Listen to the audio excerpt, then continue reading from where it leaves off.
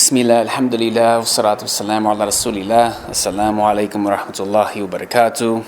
This is my second journal entry, and today I would like to talk about my experience at the Islamic University of Madinah in general. Mainly this is coming from a question that a brother in the VIP group asked me, because he really, mashallah, Allah bless him and grant him knowledge. He really wants to seek knowledge. He wants to come to the Jamia. He's trying to apply, but the different people at his masjid, the people he studies Quran with and Arabic with, they're against the Jamia, you know. They're saying, oh, don't go to Medina, they'll brainwash you, they're this, they're that.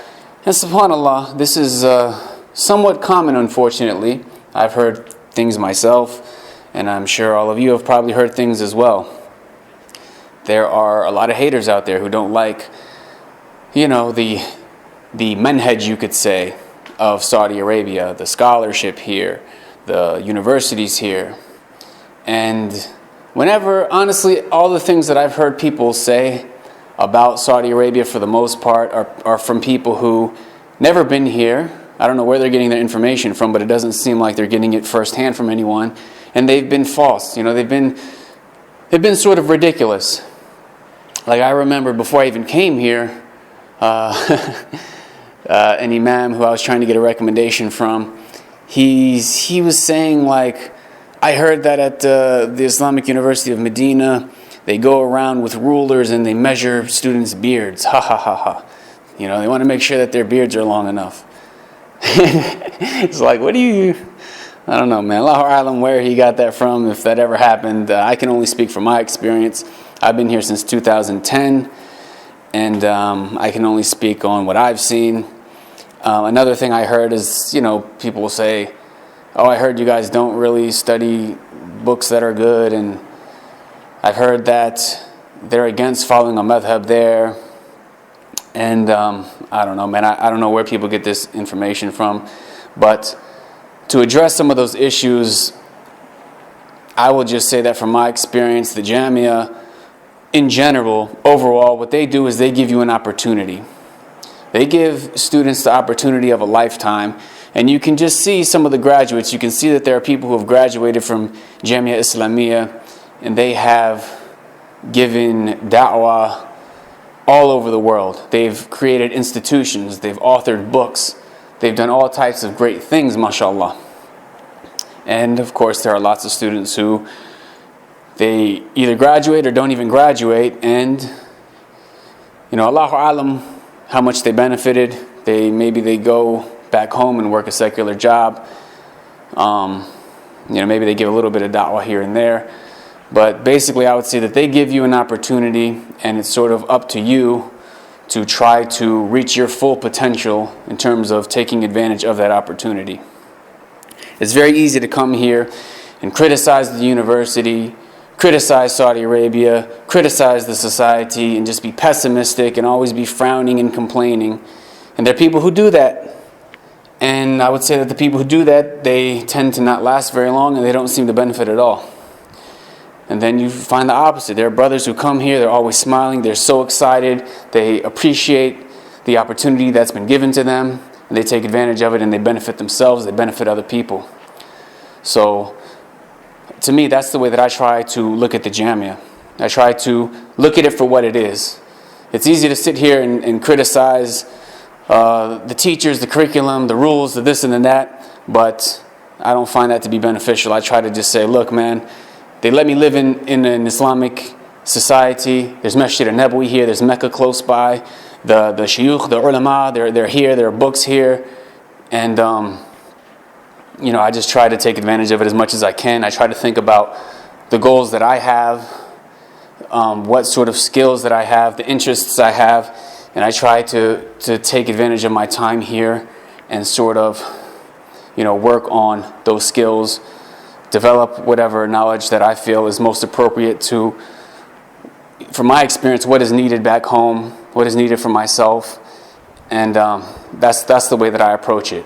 In terms of those specific things, no one goes around measuring your beard. No one goes around measuring, you know, how long your thobe is. There are people who, they wear thobes, they wear shamars, they have long beards, and there are people who They wear pants, they wear a button-up shirt, and they have shorter beards. And people, no one's running around with a stick beating people.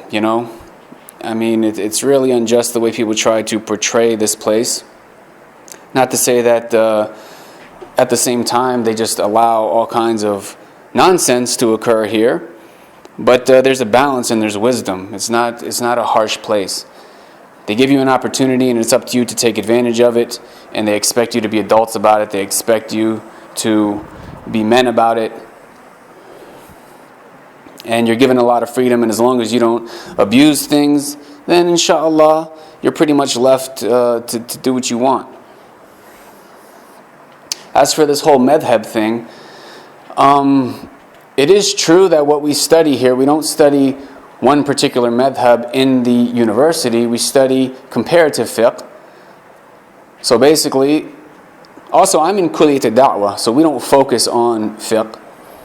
But I believe in all of the different colleges, we all study comparative fiqh. And basically what you do is you'll take an issue, you'll look at the different opinions of the ulama, specifically the 4 different madhabs.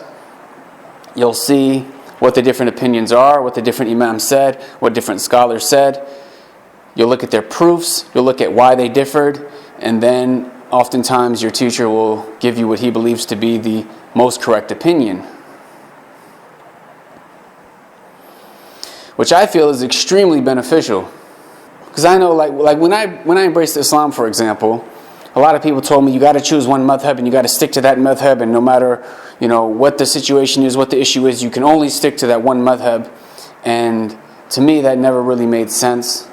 I'm not saying that it's not beneficial to start off studying one madhab, but basically I feel like that is sort of the extreme that people go to. There's an extreme where people act like, oh no one should follow a madhab. Following a madhab is bid'ah, or it's this or that. And then you have the other extreme where it's like, you have to follow one madhab, and in every single issue, no matter what, you have to follow that madhab. And I feel like the truth is somewhere in between. Yeah, it's definitely beneficial to study a madhab and understand the different issues and take it step by step. But at the same time, for example, in the Jamia, when we study different issues, you'll find that, okay, in certain issues, this madhab seems to clearly have the most correct opinion. And then in another issue, another madhab will seem to have the most correct opinion. And in certain issues, you'll find each of the different madhahib seem to have the most correct opinion in different issues. And as a student of knowledge, it's important for you to understand that and for you to sort of experience what it's like looking at the different opinions. And also, if you think about the Jamia in general, you have students coming from all over the world. Some students come from a country where they practice the Hanafi madhab. Some come from a country where they practice the Shafi'i madhab. And how are you going to just pick one madhab to teach the entire Jamia, or how are you going to cater to teaching every single madhab to all the different students? So, they approach it in that way. They teach you comparative fiqh, and in my opinion, this is the most. Once you reach a certain level, this is the most proper way to approach fiqh.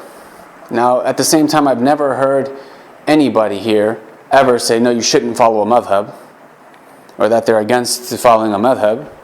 But at the same time, yeah, you shouldn't go to an extreme in following a madhab. There are people who go to extremes where it's obvious that the opinion in their madhab, for example, is incorrect and there's a more correct opinion, and they might even recognize that and understand that, but they'll still just say, no, I want to follow this madhab in everything, which is an extreme.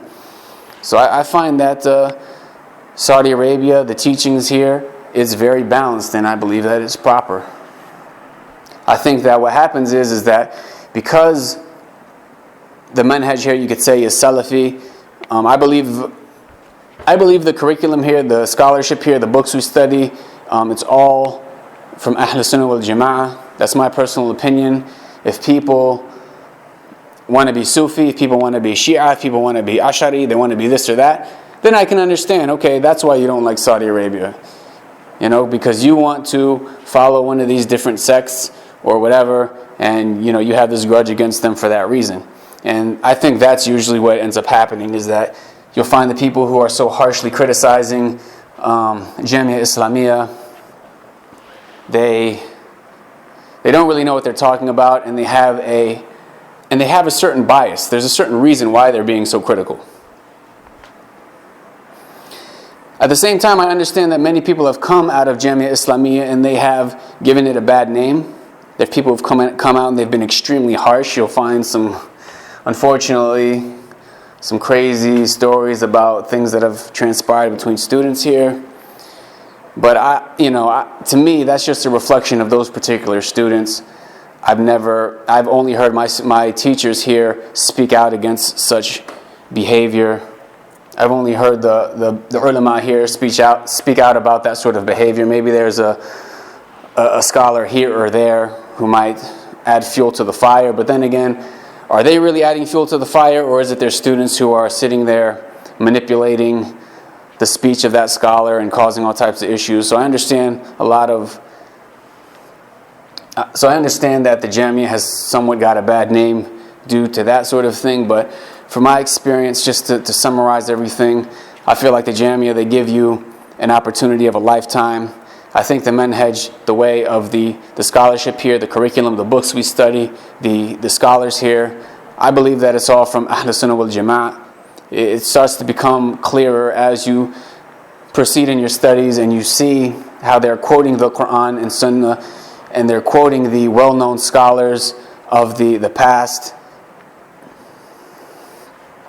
It starts to sort of become clear that, this is the authentic Islam. This is the Islam of the Prophet Muhammad sallallahu alaihi wasallam and the Sahaba and those that followed them. And to me, the best thing about being here is just having access to that. Not really having to worry so much about, is my teacher, is he going to be teaching me false information? Is he going to be leading me astray? It's like, I think you're pretty much safe studying with the teachers here, studying the books that are provided. And I feel like people, they misrepresent Jamia Islamiyah, or at least the ones who are overly critical of it. So that's all I have to say about that. I think I'll end this journal entry here. Jazakumullahu khairan. Assalamu alaikum wa rahmatullahi wa barakatuh.